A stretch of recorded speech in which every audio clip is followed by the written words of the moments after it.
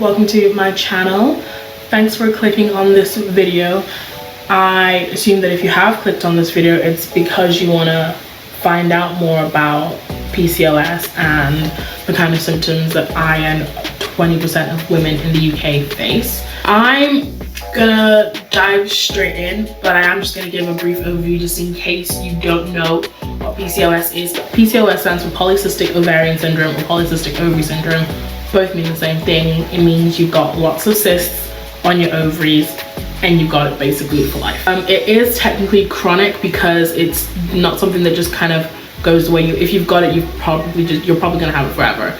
But basically what it means to have polycystic ovarian syndrome is that you've got a large number of follicles or sacs taking up space on your ovaries pretty much. And those sacs are harmless in a sense, like they won't kill you directly anyways. So those sacs essentially prevent you from ovulating, or at least that's what I've been told by my doctors and my GPs and such. 20% of women in the UK deal with this. Lots of people go like their whole life without even knowing they have it because a lot of the symptoms, half of the women who deal with PCOS don't actually have as many of the aggravating symptoms that I'm dealing with, or that I know lots of women deal with on a daily basis. So essentially, to be diagnosed in the UK, you have to have 2 out of the 3 major symptoms of PCOS. The first major symptom is irregular periods. That is actually how I decided to go and get myself checked out to find out if I had anything going on. I hadn't had a period in 9 months. Babies have been born in the time at which I was like, okay, this might not be normal. At first I was like, okay, no, I've got no period. I'm living my best life. I'm saving money on tampons and pads and all that kind of stuff. I think I was having food with my friend and I just thought to myself, oh my gosh, wait, if I'm not having a period, that means I'm not ovulating. And if I'm not ovulating, that means I wouldn't be able to have a kid in that moment. I wasn't thinking about having kids, but those just clicked me because I think we were talking about the future, talking about how many kids we wanted to have. That random kind of thing just hit me. And I was like, I should probably get checked out, because back in 6th form, I had gone to go get checked for the same issue, but by the time it was necessary for me to go back and get a scan or everything, I had got a period again, and it was just oh whatever, maybe it was just a fluke. And yeah, that was how I got diagnosed anyways. But it's one of the major 3 symptoms. You need to get 2 out of 3. So it's irregular or infrequent periods, which obviously means irregular or infrequent ovulation. Higher levels of male hormones, so higher androgen levels, and you get that figured out through your blood, so you get blood tested for that. And then polycystic ovaries, it's in the name. So having an excess amount of those cysts, sacs or follicles on your ovaries that are roughly according to the NHS website, it's about 8 millimeters in size. When I actually went for my scan, mine were actually double on either side. So your girl has all 3. It's almost like a sick joke that Mother Nature's you know what, instead of giving you 2 out of 3 and leaving you with 1/3 of a chance to be your best self and live your best life, no, I'm gonna mess with you and give you all 3. So I've got irregular, in fact I've got non-existent periods. I think the most frequent my periods have ever been has been every 3 months. There was one quarter of the year for 4 months where I had back-to-back periods, and I don't know what was going on in my life at that time. I feel like my body must have just been in shock, or I was eating really, really well. I don't know. I don't think I've ever eaten really, really well for 4 months before in my life anyways. But yeah, I deal with the infrequent periods. I have the higher male hormones, which have their own set of symptoms that go with that. And I've got the polycystic ovaries. In fact, I've got polycystic ovaries for days. I went home and really did my research. It really freaked me out in a sense that I had anything going on. I'd never been diagnosed with anything before beyond a stomach ache or a cold, you know what I mean? I've never had anything majorly wrong with my health before.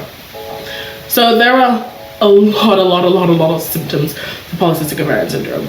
And essentially the most irritating thing about the symptoms is that they're essentially things that you can have with or without PCOS, but PCOS being it's the bracket factor. So that's why so many people go undiagnosed, because they have all these minor symptoms that fall under the category, but because it seems to be so normal, you would never think to go get checked with. I would never go get checked because I have mood swings. I'm just like, I'm a girl, like mood swings is like normal. I'm a person, in fact, and like I would never worry about stuff like that. So I would never I would have never gone to get myself checked off because of mood swings. I went to get checked because of my periods, and I was like, what is happening? So I'm just gonna list off the major symptoms of polycystic ovarian syndrome, and then I'm gonna go talk through mine. So it's the irregular and infrequent periods, as I said, difficulty getting pregnant or maintaining a pregnancy, which is one of the major, like, that's like, I feel like for me that would be the biggest downside ever to me having this, like, I don't even know if it's a disease, this ailment essentially is the struggle that women with PCOS face in terms of having kids, trying to have kids, carrying their kids. You know, the whole pregnancy is like a big fearful shock factor just to survive that far in. And then you've got excessive hair growth. It's got a big fancy scientific word that I always can never say. I feel like it's hirsutism or something to that effect, but it's excessive hair growth. Mostly if you've got polycystic ovaries, it's going to be where guys get hair the most as well, because it's based off of those higher male hormone levels. So it's like around your face, on your chest, on your back, on your butt, just belly. So wherever the guys would be more likely to get hair is where you would be more likely to get hair because of the PCOS. So like personally, I deal with excessive hair growth, but not to the extent that some of my friends who actually have polycystic ovarian syndrome deal with. Like I know women who have got the full, like they struggle majorly with like a beard, peach fuzz being more than just peach fuzz, like all the way down their back. I personally deal with it a little bit on my mustache. You can't tell as much because I've got makeup on. And then I deal with it a lot on my lower back, around my butt area, and then on my belly. So they're all mostly places I can hide it.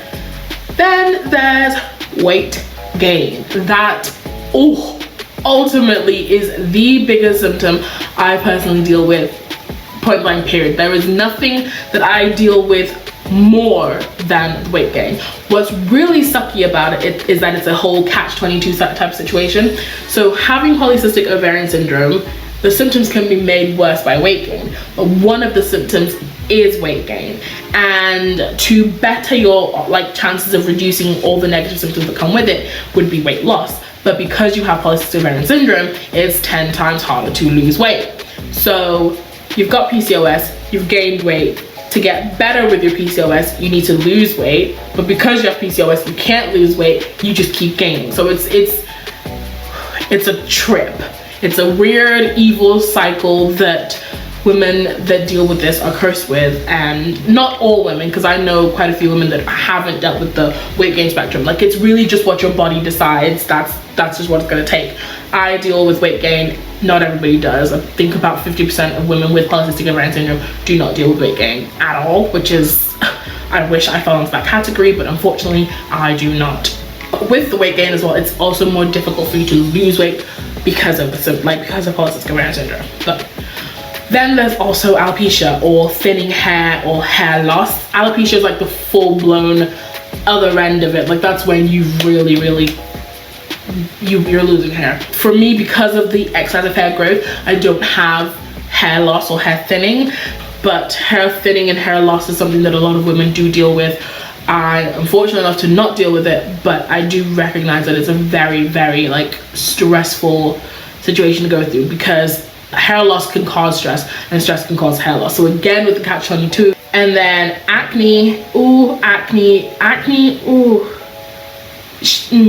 We're the biggest and frenemies to the highest extent, me and my acne. It's ridiculous. I have oily combination skin because it's a symptom, and then because of oily combination skin is acne, and acne in itself is a symptom. I have what is classed as mild acne because of this, so it's not enough to get medicated or seek medical help for. All I can really do is try different over-the-counter things that can help, and because I have to try so many different things to see what helps, it ends up getting 10 times worse. And then if I leave it alone, it just gets worse. So I'm still dealing with my acne.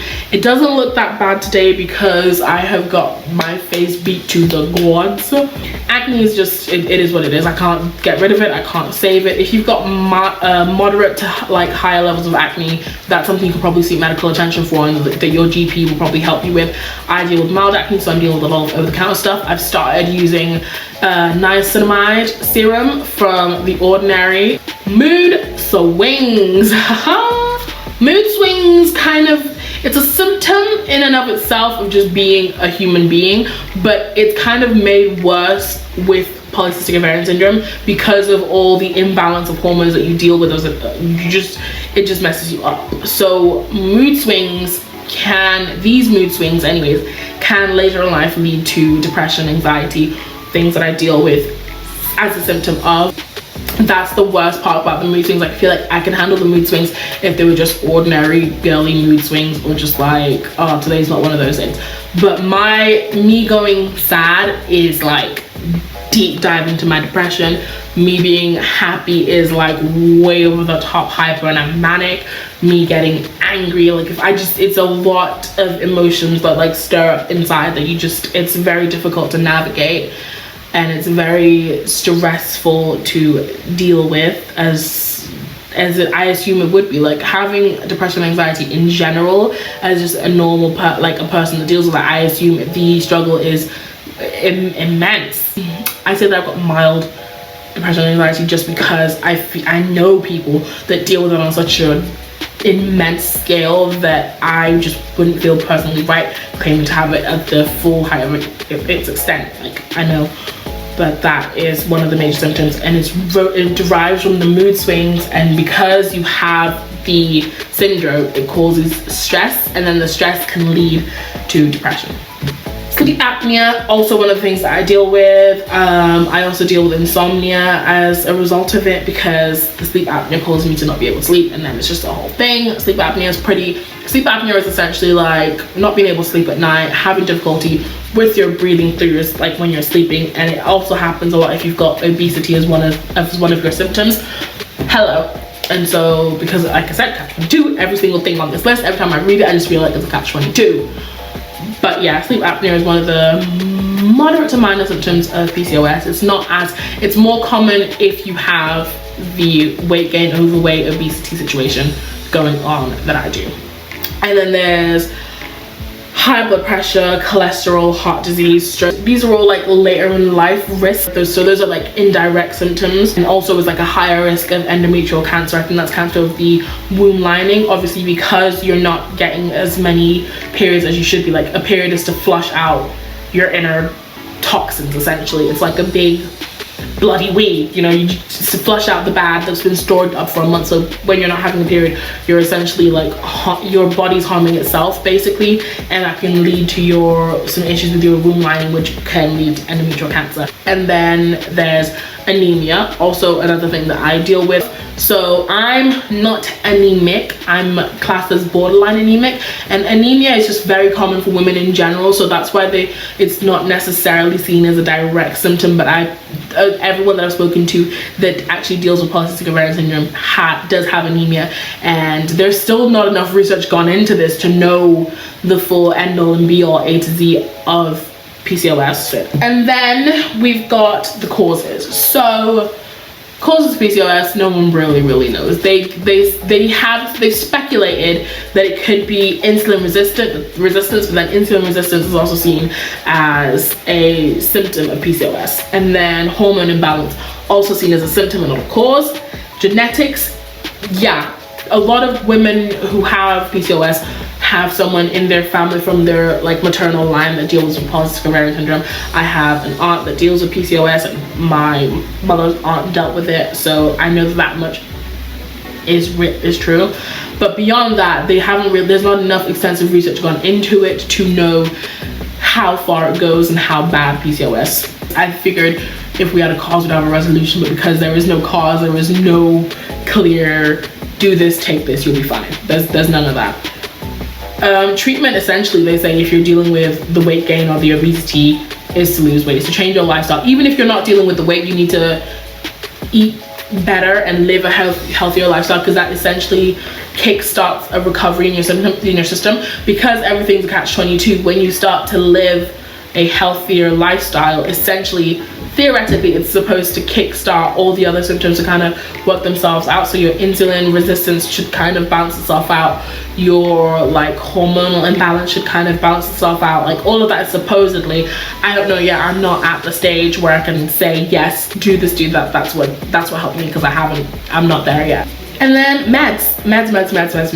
I have been prescribed with metformin, which is typically a drug for diabetes, but it also works because of all the insulin that your body deals with. Like this, I didn't really listen when I was being given my prescription, because I was just dealing with the fact that, oh shit.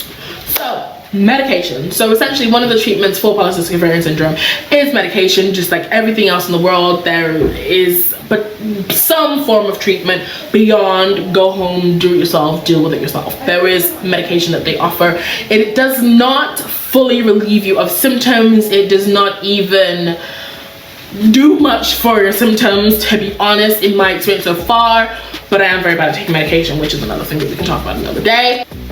I was gonna essentially do a list of all the symptoms and then talk about how they affect me, but as I was going down the list, I was like, I may as well just do it as I'm reading it off. But those are the major symptoms of polycystic ovarian syndrome. Like, it's hard as shit to deal with. It's annoying because you don't have one root cause that does what happens to you. You don't have one symptom. The symptoms that you get are 10 times worse than you would hope for them to be. It gets to me, and that's kind of essentially why I started my channel, because I kind of need a vent. Like, I need a place to let it out. It's not fun.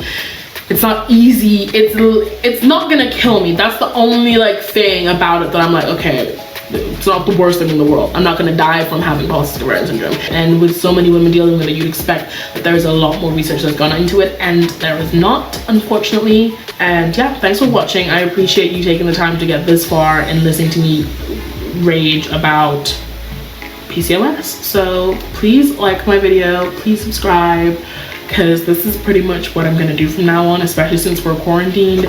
I'm gonna get in front of my camera and I'm gonna talk to people, because I talk to the people in my head anyways, so I may as well film it.